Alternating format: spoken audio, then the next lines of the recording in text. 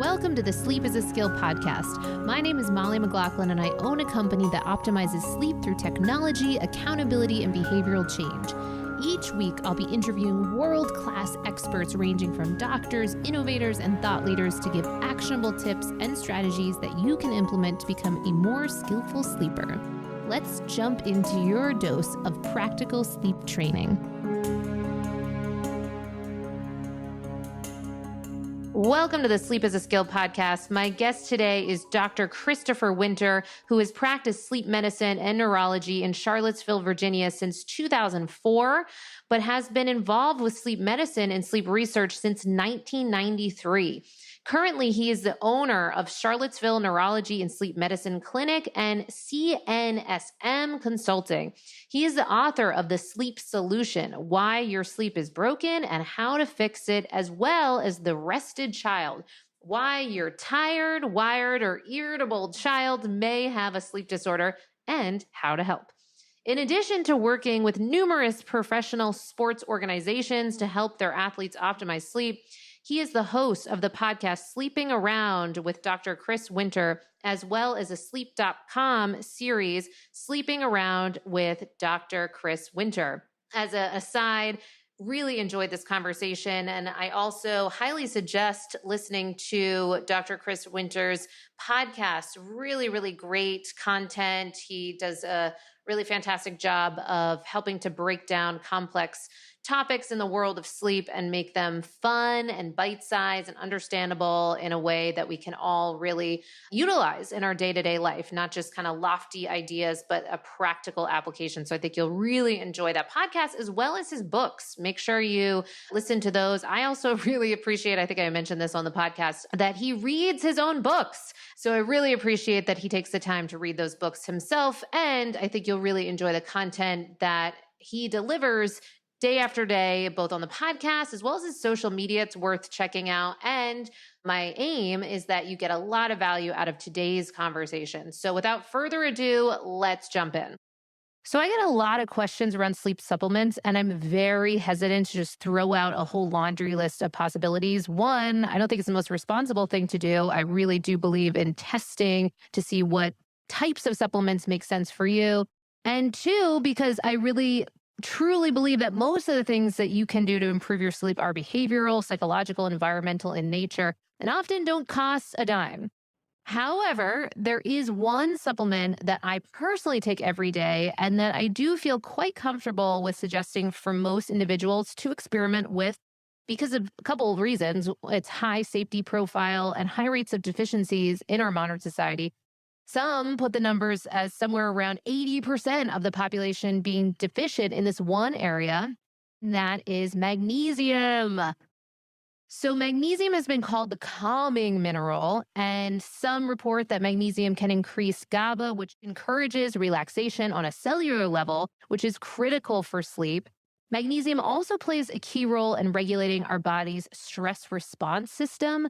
Those with magnesium deficiency usually have higher anxiety and stress levels, which negatively impact sleep as well. Now, before you go out and buy a magnesium supplement, it's important to understand that most magnesium products out there are either synthetic or they only have 1 to 2 forms of magnesium, when in reality, your body needs all 7 forms of this essential sleep mineral. So that's why I recommend a product from my friends over at BioOptimizers. They have created something called the Magnesium Breakthrough. And taking this magnesium before bed helps you relax and wake up refreshed and energized. And while we don't recommend that you go too nuts on looking at all the sleep stage classifications on all your wearables, we'll share anecdotally that many clients have reported improvements in their deep sleep trend numbers. Again, I don't want you going nuts on the sleep stage classification numbers on your wearables, but I do want to let you know about that because I know that many of you do reach out on questions of how to improve your deep sleep. So I also love that BioOptimizers offers free shipping on select orders, and they offer a 365-day money-back guarantee on all their products. Plus, they have a customer satisfaction rating of 99.3%. Very impressive. And you can get 10% off Magnesium Breakthrough. Again, this is the same magnesium that I use every single night. And finally, you can get 10% off Magnesium Breakthrough. Again, that's the magnesium supplement that I use every single night by going to so magbreakthrough.com/sleep is a skill. And be sure to use the code sleep is a skill for 10% off. And welcome to the Sleep is a Skill podcast. I am beyond grateful for my guest to be joining us today, Dr. Chris Winter. Before even we begin, yes, hello, if anyone's watching the video recording. This is such an honor for me. I feel like I know this individual. I just was sharing with him because I've had his voice in my ears at different points when listening to his fantastic books, including The Sleep Solution was one that I was just revisiting recently. And he has got, among other books as well, but he also has a very exciting and must listen to podcast, Sleep Unplugged. So thank you so much for taking the time to be here. I appreciate that, Molly. That's more than generous and I'm not entirely sure accurate, but that was very nice. Well, a couple of things. One, I think it's noteworthy the fact, and we were discussing this beforehand, that you even chose to narrate your book, which I just think from a craftsmanship perspective is so cool because you could easily opt out of that kind of arduous task. And I just feel like it speaks to what I have gotten from you of a sense of commitment to excellence and commitment to really getting out really quality and clear and authentic and relatable and interesting information around sleep into the world. Yeah, I mean, that was a personal endeavor writing that book. I mean, I wrote it over a long period of time. I never really intended it to be a book. It was just sort of a collection of, you get to a place in one's career, wherever you're at, where you're experienced enough to have some feelings or some original thoughts about something, but not 6 weeks from retirement. So at some point, I just thought, I want to put down some things that seem to work for patients or resonate with them and just kind of have a log of them. And maybe I'll print it out on a piece of paper and hand it to a patient one day. And it just grew. And it included a lot of personal things. And it just seems strange and disingenuous to have somebody else read it. Yeah. Patrick Stewart reading, just kind of, yes.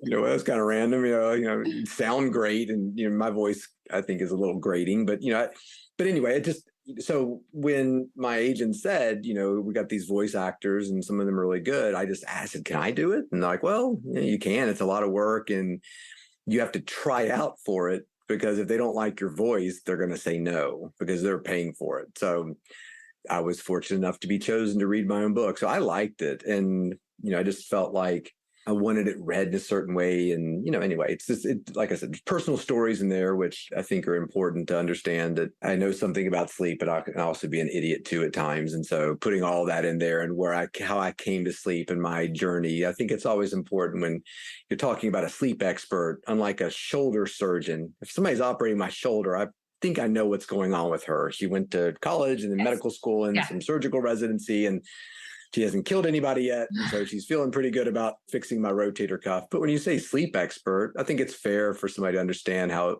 one came to that and what they're bringing to the table, so to speak. So yeah, I really enjoyed reading the book. I don't like listening to myself speak, but I did enjoy reading it. Well, I enjoy listening to you speak. You've got lots of wisdom. And also to your point, I think it's so helpful that you do humanize this area and you're bringing some personal anecdotes and just making it really a fun topic to explore. So I think it's really, really important. And there are so many directions we could go today. So we're trying to kind of hone down because you've got such a wealth of information.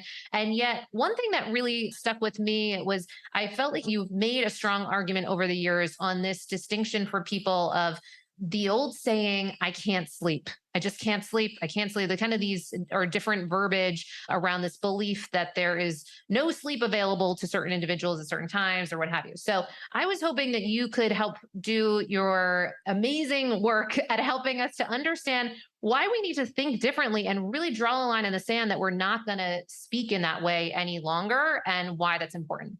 Sure. So, I think it's really important because that kind of talking is doing two things. One, it's defeating somebody. I can't ride a bike or I can't swim. Well, I bet you can. You just maybe haven't learned it the right way or put enough time into it or something of that nature. But it also sort of creates a new reality, which is, and you see it reflected a lot in the media. My podcast will reach 100 people, whatever the little tiny number of people who are going to listen to a sleep podcast is. But by the way, it's brand new. So for anyone listening, please subscribe and follow this podcast. Really, really great information. That's kind of you. So, but a New York Times article that says why people can't sleep is problematic. Yeah. We get little doses of that all the time, which is what's so nice about your podcast, which is Sleep is a Skill.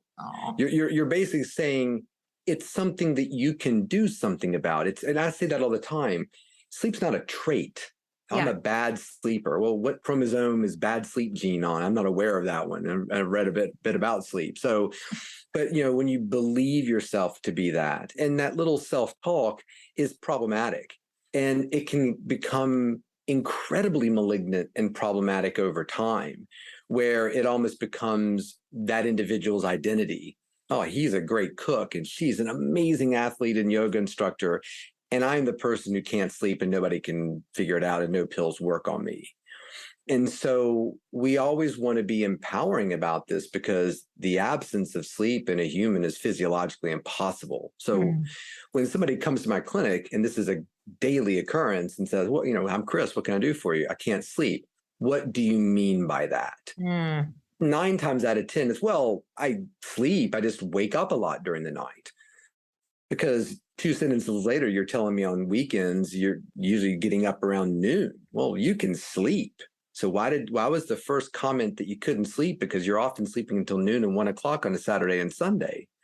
So let's redefine that as, I'm not sleeping when I want to. I'm not sleeping how I want to, or more commonly, I don't feel good during the day. Therefore, I clearly am not sleeping or not sleeping well. So there's a lot of things to unpack, because defining the problem properly is the key to fixing it. If we always stay in the box of somebody not being able to sleep, we get into a lot of trouble. Look at Michael Jackson. He couldn't sleep. I tried this pill. It didn't work. I mean, listen, docs, these pills you're giving me are not working, and I cannot sleep. I got a big tour coming up, and I got to rehabilitate my image and whatever else Michael Jackson, the king of pop, was trying to accomplish in his life. I don't know. I don't know the guy. Yeah. All I know is that my field of MDs killed him, because they started giving him propofol to help him sleep, which is insanity. I've never heard of such a thing. Yeah. So, but that's all about a dialogue based on a false premise, never getting corrected. So like I tell people all the time, you're coming to me because you can't sleep. You've got a problem. It's just not that you can't sleep. That's why episode 2 of the podcast was insomnia. It's not what you think it is. Yeah. Once people can get out from under the fact that it's not an inability to sleep, that, like I said, does not exist in nature, but it's something going on with your sleep that we're going to work on as a skill to make better, or figure out the pathology and make it go away. I mean, these are eminently treatable problems. That's what's so wonderful about sleep medicine. We can fix the problem, but you need a patient to kind of walk into it with an openness. And it can sometimes be difficult to convince people, hey, listen, I don't care what you have to say. I don't care that the world record for sleep deprivation is 11 days, which was a sham. I've gone 6 months at a time without sleep. And if you don't want to listen to what I have to say, then screw you. Yes. You can edit that out later on. That happens. And so that becomes a very difficult situation to, maybe a nutritionist would, hey, I don't eat. Well, what do you mean when you say I don't eat? I haven't eaten in 7 years. Well, you're unlikely. 17 pounds overweight. Like, I don't think that's the case. So how do you work on somebody who that fundamental premise is so deeply flawed that we need to, so I think that when we talk about can't sleep, it just perpetuates this idea that there are those among us. One of my favorite things was NPR did an article many years ago about why 60 million Americans can't sleep. And then a few months later, Forbes put an article that said why 70 million Americans can't sleep. And I remember thinking, if you're one of those people, you thought, oh my God, 10 more million Americans have been added to this, zombie army. So anyway, so I think that creating real dialogues about sleep through podcasts and articles are so important, because people want help, but we've got to make sure that they're understanding that the help is going to look a certain way, not let's just bludgeon you with sleeping pills until you finally become unconscious. That's not what we're looking for here. Yes. And I so appreciate you distinguishing that. And also, speaking of sleeping pills, just as an asterisk under that, I can't sleep declaration. Often we'll see people that will have it that because they're taking certain sleeping pills, and this is our commitment here at Sleep is a Skill, is to help discuss sleep and how to look at optimization. But certainly we do not make any confusion around, we are absolutely very clear that anyone that is dealing with long time, say benzodiazepine use, hypnotics, et cetera, that we do not, kind of work with that, and that we kind of create a referral system. So from that place, when people are coming and are saying, well, now I've been on fill in the blank for 10 years, 15 years. And so now fundamentally I've changed something, I've done something, and now I cannot sleep without those things.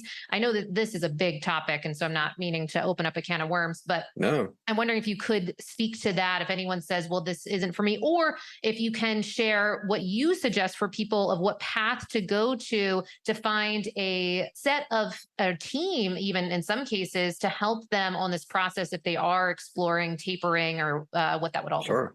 Yeah, all those things are very important. And, what you're seeing a lot reflected in the primary care community is that at long last, they're kind of figuring that out, that maybe Valium for the rest of this patient's life is not the best plan for their sleep. Yes. So a lot of doctors are starting to pull back, and it's creating a lot of stress and anxiety within the sleep patient population of, this doctor's been giving me this drug for 10 years. They created the Frankenstein that I've become. And now they're telling me they don't want to write for the Klonopin anymore, or the Valium or the Sertraline or whatever.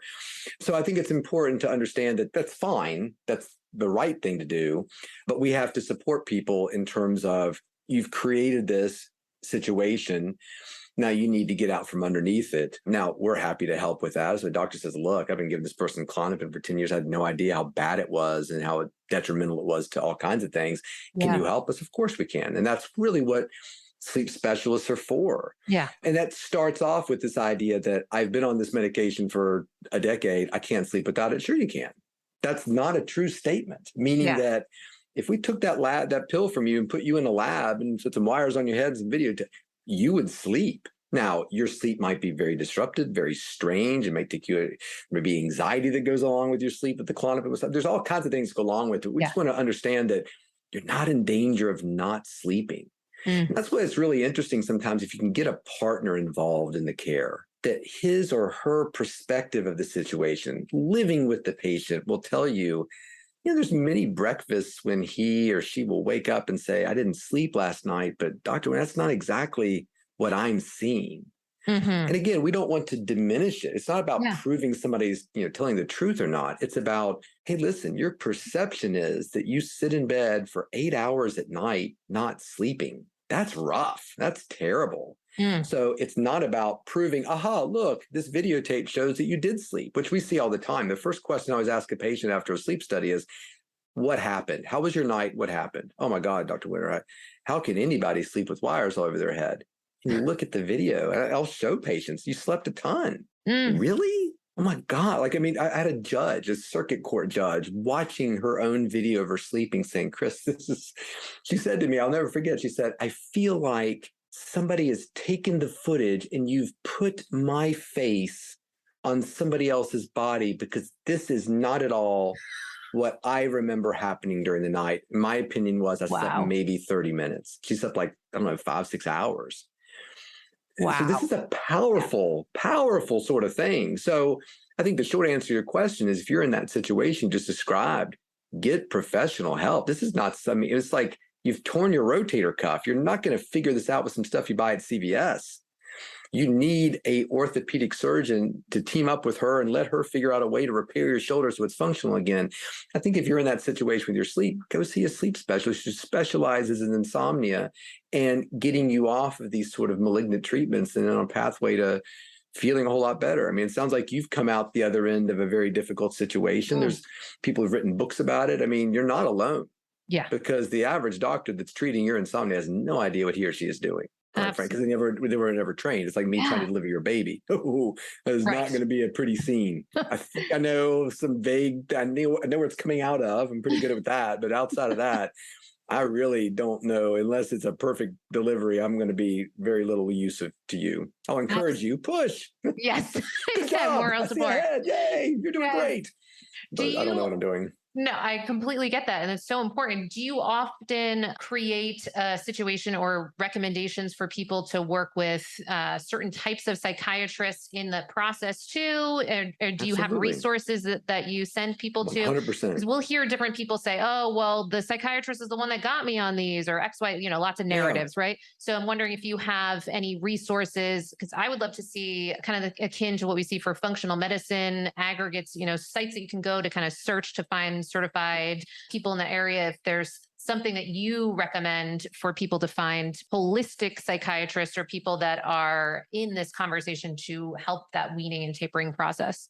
Yeah, no, we absolutely do. And, in our Yeah. community here I'm in Charlottesville, Virginia, so in the middle of the state, the University of Virginia, there's a Sure.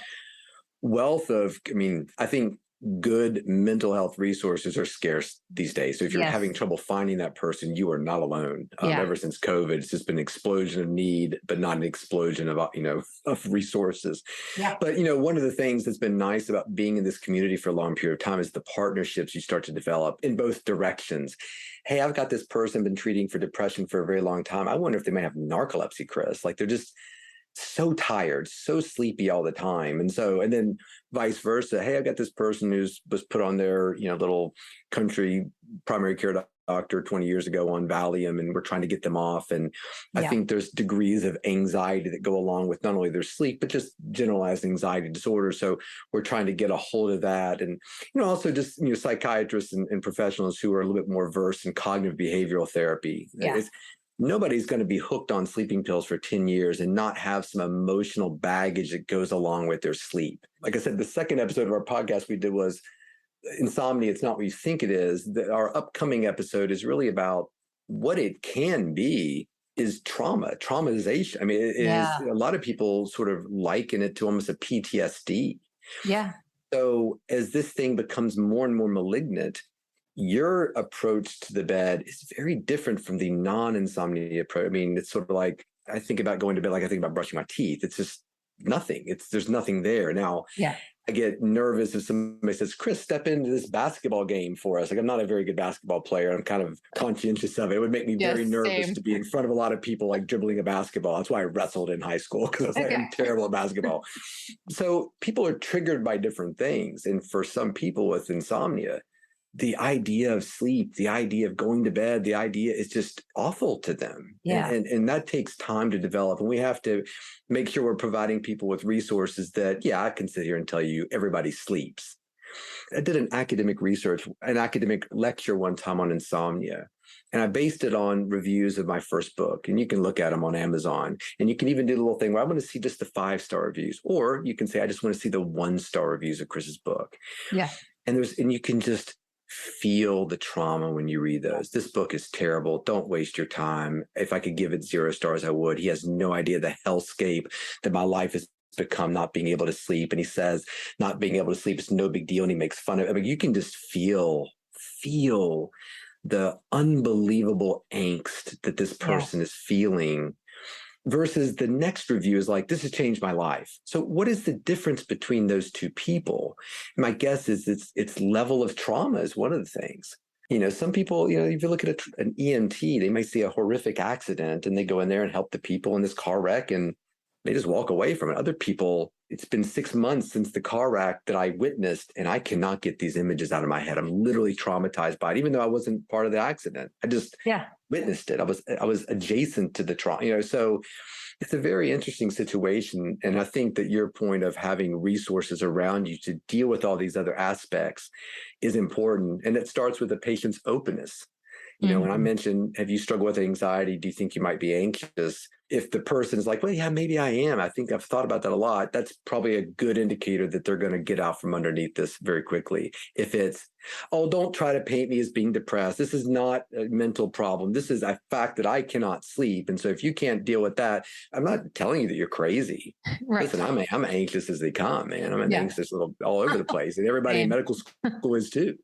Type A makes the world go round until it becomes a problem. So we're just kind of exploring the different characteristics and personality things that you bring that might be strengths, but also might be weaknesses, and trying to give you support for those things. So great. Well, thank you for drawing that distinction and just the importance of contacting professionals in the space when you are dealing with something to this level, or not even to this level. If it's a problem repeatedly, this is Yeah, so absolutely. life-changing to reach out to someone like yourself. So one, addressing that, thank you so much for helping us to really unpack that, because we can't begin on making any changes if we don't believe that we can even make a difference, or there's no level of Absolutely. self-efficacy. Sleep So is the skill. That's right. yes, 100%. And Sure. I also know that you've got a lineup today where you're speaking with big sports groups and associations and what have you. So I Yeah. wanted to check in with you on the idea of the fact that, because you've been well versed in dealing with lots of different individuals, including athletes, including elite athletes in their field, and what we can learn about these groups, whether we're athletes or not, but why that might be an interesting kind of area to study and what we can extract from that. Yeah, no, I mean, so I've worked with athletes for over a decade. Yeah. I probably worked with 30 professional sports organizations or specific athletes today.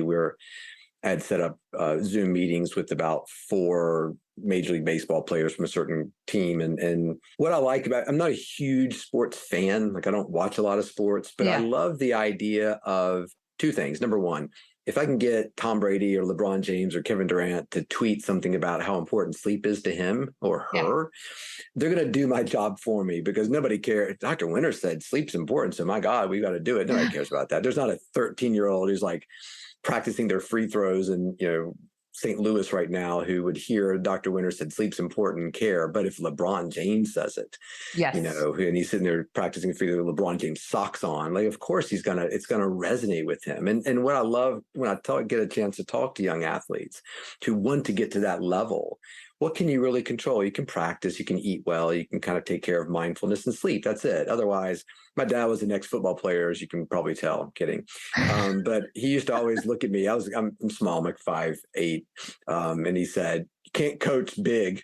So what he Oh, meant by that was, you can practice and do all these things, but I can't coach you to be a 6'5", linebacker kind of person, which is crazy because yeah. my sons are 6'4" and 6'3", and my daughter's tall. And so I don't know what happened there along the line. But anyway, didn't quite get the gene for the height. But, so important to kind of create this expectation that sleep is something that we can't optimize. And for an athlete, it's extremely important. What's great about athletics is once we've optimized it or done something, we can measure an outcome. Versus if you're a bunch of school teachers, or I had the chance to talk to all the national meeting of all the school nurses. Well, we could do things to optimize their sleep, but how do we know if it's working? What is that? There's no such thing as like a school nurse baseball card kind of thing. What is this? This is my favorite rookie card of this school nurse in Idaho that I've been a fan of hers ever since she started working as a school nurse. And she had a great season last year. He was killing it with the asthma attacks and small cuts and abrasions of the kids in her elementary school. There is no so it's basically, I feel better, I don't feel better. But with athletes, we can go further. Yeah. And really sort of kind of check ourselves. Like, I've been telling athletes to do X, and that doesn't seem to work as well as when we tell them to do Y and so, well, there you go. It's kind of like battlefield medicine. You kind of figure out the things that really work and move the needle and the things that don't. And there's tons of anxiety. Everything's just heightened with them. It's just, but they're no different than you or me. They just make a lot of money and don't have a lot of time to talk to you. So they want a lot, but have no time to, tell me what to do, but can you do it for me kind of thing. So God bless them. Absolutely. Completely hear that. Well, one, I love that you have this background of also bringing in this high performance piece. And real quick, when it comes to technology, because often athletics kind of space are looking at what's the latest and greatest. So one, I'm wondering if you have any call outs that you want to make, or any ways of thinking about some of the technology that's on the market at the moment. And then I have a second question in regards to technology, because in your book, you had kind of drawn parallels about when it makes sense to have an at-home sleep test versus actually go into a clinic and have an in-person home test done. So from that technology umbrella, I know I'm asking you a bunch of questions, but yeah, just any insights there, or Sure. anything to think about there. So first and foremost, I like technology. I think the technology explosion is really interesting in terms of back when I was a undergraduate student doing sleep research in the early 90s, we had the little Philips ActiWatch, which was an actigraphy device that measured movement as a surrogate for sleep. It had a little watch face painted on it at 3 o'clock, which I always thought was funny. So if you wore it in public, people would, what are you wearing on your wrist there? Like it's always 3 o'clock in your life. Yeah. So it was actually, ways we could. So we've been looking at actigraphy for many, many, many years. But the addition of the heart rate variability and the pulse ox and the body temperature and the sweating and whatever else that there, it's just incredible. So what you really see is this movement of the gold standard we have. And it's a great monitoring system, but it's not a polysomnograph. I think that the differences between what we do in an in-lab study and what you might be wearing on your wrist or your forehead when you sleep at night is rapidly converging. You can hear the desperation in sleep doctors like, but our $3,000 test that we do and charge your insurance is much better. Well, yeah, I'm sure it is, but for how long? So I think they're wrestling with this idea that you own a 20-bed sleep center. How much long? I mean, I do think that I will live to see the day where we're sitting around and I'm fat and bald drinking something with some friends. You're like, man, remember when we used to bring people in and do sleep studies that were $3,000? Like now everything is, even just up to this point, I was showing a slide of me running a sleep study when I was at Emory. So I used to run sleep studies at night and then go to medical school during the day, which was brutal and probably took years off my life. But you look at it was this massive computer and this massive pen and ink and amplifiers and all this stuff. And now all that technology fits in something you can wear on your wrist practically. It's just unbelievable. So I'm a big fan. It's not perfect. Right. But when you look at a sleep study, it's not perfect either, meaning that the sleep study looked at your sleep one random Tuesday night. This thing on your watch has been looking at your sleep for 6 months now, every night. So you may not get that sort of depth of quality, but you're getting this breadth of information that is equally important in a lot of ways, maybe more so. So I think we need to embrace it, always be looking at ways that we can make it better, making sure people understand that they might be good at doing this one thing, measuring how much you actually slept. They may not be great at differentiating deep sleep from light sleep if you're only looking at actigraphy. So I think as long as people understand that, it's important. When you look at home sleep testing versus in-lab sleep testing, I don't really call it a home sleep test. It's really more like a home sleep apnea test in most cases. Sure. So if somebody says, look, I'm kind of overweight, snore loudly, my partner says I stopped breathing at night, I'm a little bit worried about that, a home test is wonderful for that. It's convenient, it's cheap. And an in-lab study could always be done afterwards if somebody really didn't feel like they got the information that they needed.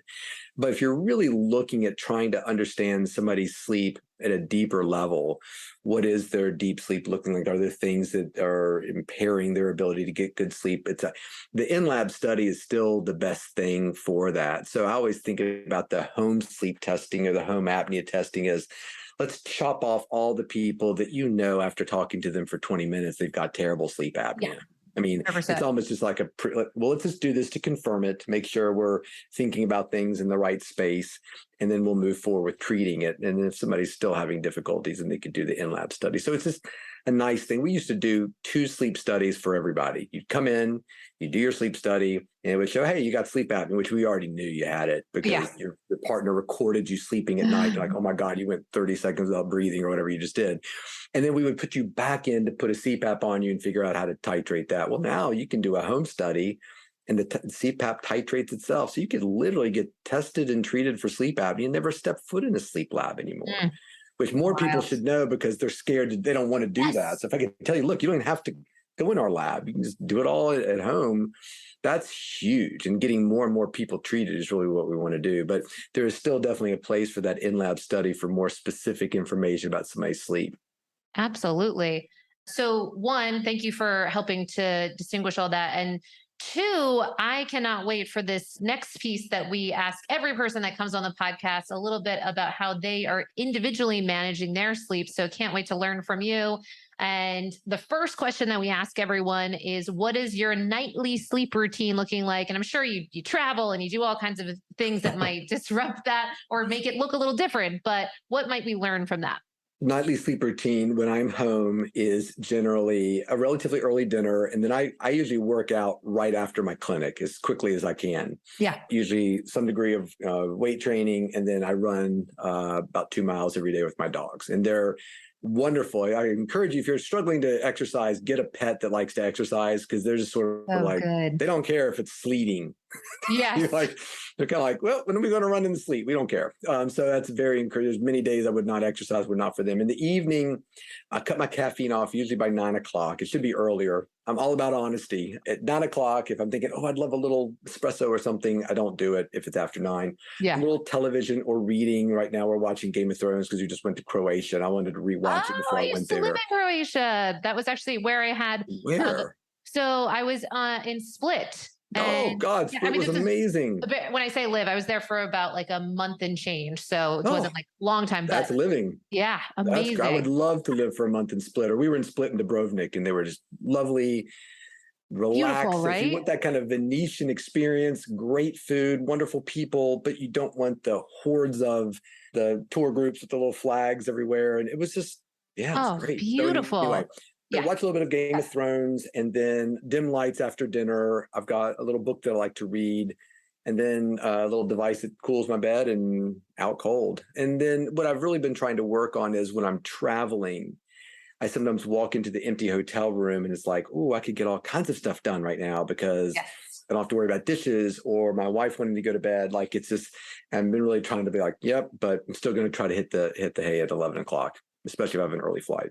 So good. I know you mentioned the cooling device. I think you and I both are fans of Chili Sleep. Is that Oh, right? big Okay. time. Yeah. And I'm not, just to be Yes. clear, no paid endorsement Yep. there. I just think it's the number of people who've tried something like that and have said, well, it just didn't work for me is, I think, zero.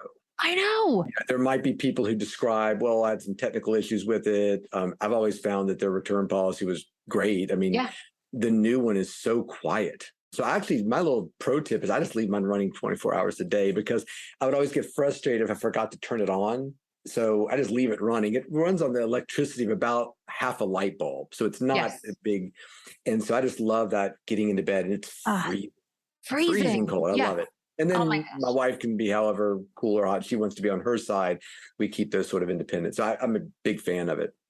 Big fan too. Well, Chili Sleep, if you're listening, That's you right. better Hello, Chili sponsor Sleep. Yeah, really. Dr. Chris Winters, because Yeah, really. 100%. I mean, one of the things I really appreciate about them too is that they do have tiered. I think a lot of people don't realize that there are tiered offerings too, and they have refurbished Correct. models. So That's if right. you are struggling, because we do want to be responsible about the fact that from this optimization of sleep perspective, it can get pricey on all of these Yes, different things. absolutely. And the fact, Mattresses and all kinds of, you bet. it adds up. So I really like that I came from no money, middle nowhere, Maine. And so to Yeah. be able to, at any price point, hopefully it's still going to be a little bit of investment. You can get some refurbished options or other things that you might be able to fit into your budget. Yeah. So, And I think that, I always tell people, set the bar high. I mean, if you've been using it for a month and you're like, I don't really, if it's really helping me much at all, I would say send it back. yeah, You don't have to, you're not stuck with it. But absolutely. again, if you're asking me how many people have sent theirs back because it didn't make them sleep better, it's very, very low. Same And for women me. with menopausal kind of situations, hot flashes, it can be an absolute game changer for them. Yes. So Absolutely. anyway, I think Okay. it's an easy thing to explore. But yeah, they can be pricey. Okay. Yes. So great nightly routine. And what would we see for your morning routine? We're making this argument that can help impact your sleep. Is irritability part of a morning routine? I would say So irritability. not a sunny morning disposition. Yeah, it's funny. In one of my presentations, I talk about temperature, and I've got a picture of Leonardo DiCaprio from The Revenant, like wearing this bear skin in the middle of like a snowstorm. And I make the joke that this is what my wife looks like at night, because she's a real morning person. Her body temperature drops early. So we're sitting there watching Jimmy Kimmel. I'm in my underwear and dress socks, which is a lovely look.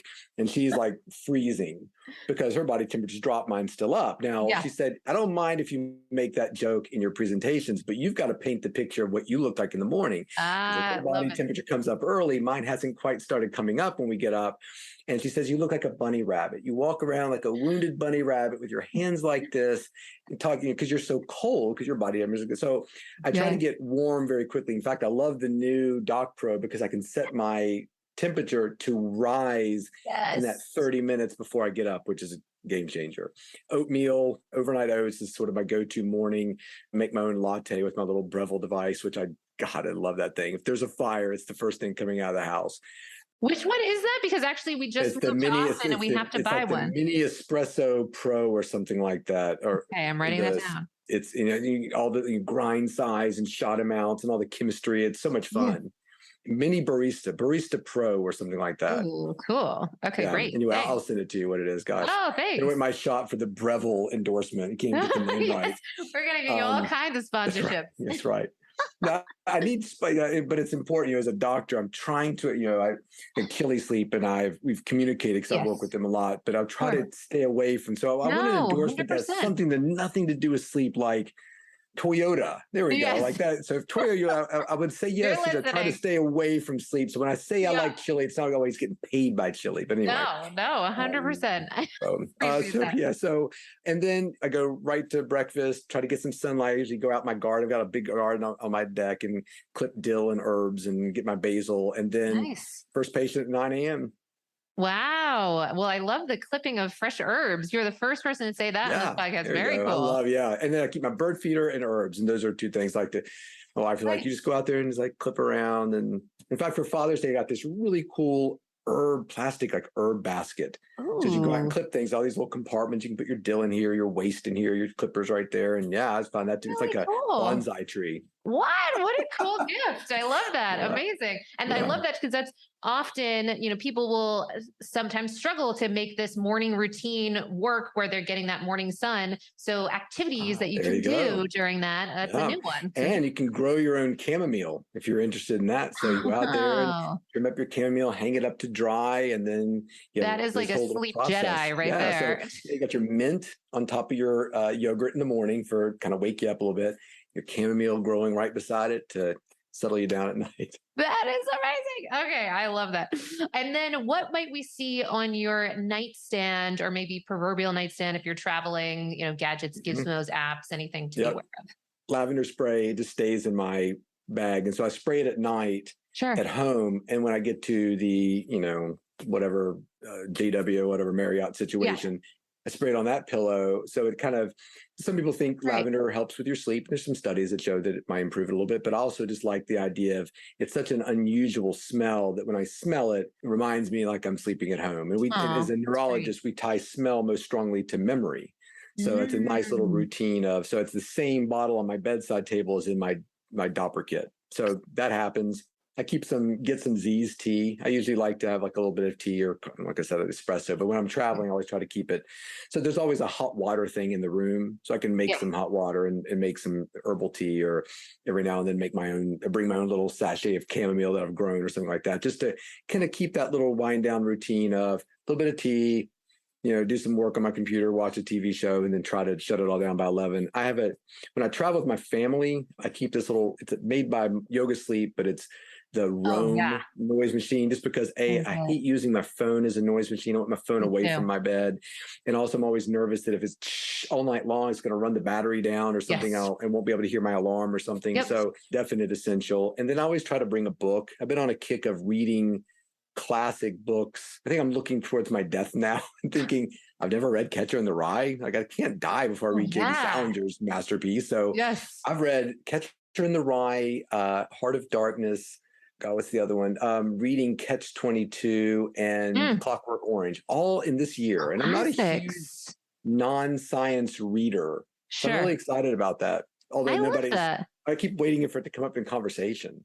That's Joseph amazing. Conrad's Heart of Darkness reminds me of that. Really, I agree. I've been waiting to fit this into conversation for months. The River Captain is a Christ-like figure. I'm all ready for that conversation. Just hasn't quite happened yet. That is amazing. I love the contemplating your mortality. There's a great app that I love called We Croak, and the whole premise is supposed to be that 5 times a day it reminds you you're going to die, which can sound so morbid, but it's supposed to actually be coming from this thinking that in Bhutan, there's this concept where monks would then contemplate their death 5 times a day on purpose to then actually be more grateful for the time that they had. Right. And it's we weird. talked about that with sleep too, like in the sense that one of the things people say, I'm nervous to go to sleep because I had this terrible thing happen to me and I always think about it, when I go to bed. I don't think about it during the day, but when I get in bed at night and it's quiet, I think about the assault or I think about the divorce or whatever.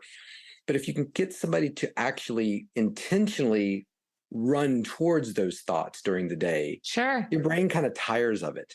Yeah. Do you know what I mean? In a weird way. So it's Absolutely. kind of a way. So I like that idea that, you just think about it, and just that whole idea of gratefulness and your brain's always struggling to put things in boxes. That's a fantastic idea. Yeah, I love that one. And there was a great moment for me when I had to give a presentation and I was like overthinking it and stressing out about it, whenever. And then that reminder popped up for me. And it was kind of like, oh, it puts everything into perspective. Like, wait a minute, I'm going to die. Like, this is not the biggest deal, the right? Fact like that the person canceled my haircut, it's not the biggest thing in the world. It kind of brings you back to reality. That. Yeah, the flight will get rescheduled. I wonder if people in Baton say to their friends and family, Southern Baptist ministers in Georgia will often say, like, I wonder if that's the thing. It sounds so much more lofty when it's in Bhutan. That's right. Yeah, it's exactly. Oh my goodness. Anyway, so one, great call outs, great principles. And then I am really excited to hear your answer to this question, which is, what in all of the course of your life up to this moment, what has made the biggest change to your sleep game, or maybe the biggest aha moment in managing your sleep? It was probably medical school residency fellowship, in a sense that I was always a good sleeper, and I think I would have been otherwise.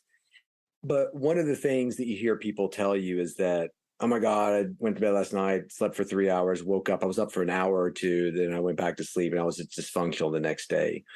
And what some of those situations teach you, they're not healthy. We shouldn't be putting people through boot camps and law clerking 12 hours and all these. My daughter is dating a guy who's kind of in business finance, and some of their hours and expectations are really kind of criminal. Yeah. But one of the things that happens when you pop out the other side is, oh, well, I'm functional if I get 3 hours. It may kill me early, but I can take your spleen out if I get 3 hours of sleep. It's not a big deal.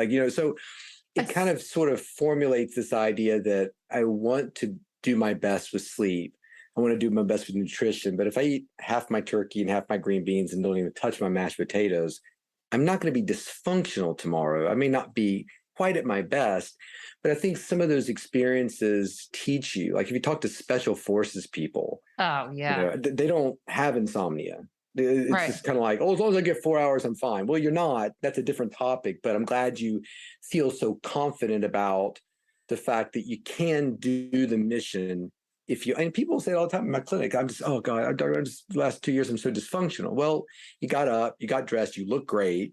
You operated a car, you navigated your Google Maps and got to my office. You operate, that's a far cry from dysfunctional. So again, that self-talk of, I don't feel my best is different from I'm dysfunctional. I don't think that my life expectancy will be as good as that's different than I'm not. So I think those things kind of taught you that, oh, you can do it we all pull all-nighters. We pulled all-nighters like crazy in medical school and residency. And the call schedules we had now are illegal. Back then are legal now, but we did it and hopefully didn't hurt anybody. But, the idea that you're not functional if you get 5 hours versus 7 is probably something we want to explore in our minds a little bit. So I think that taught me a lot. Oh, that's such a great one. And I'm glad, I feel like we're almost kind of bookending with this topic of that inner talk and how important that is to navigating this, because we so often, you can speak to this to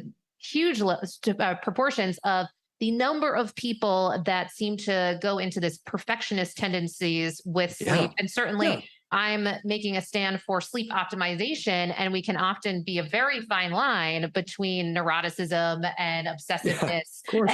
And sometimes those traits are awesome. If you're my neurosurgeon, if you're my financial planner, if you're my mechanic, I kind of want you to be a little bit neurotic and type A and, oh, we'll click the vessel. We'll do something with that tumor. I don't know, Chris. Like, I don't want that. I want, this is what's going to happen. We're going to be perfect about it and blah, blah, blah.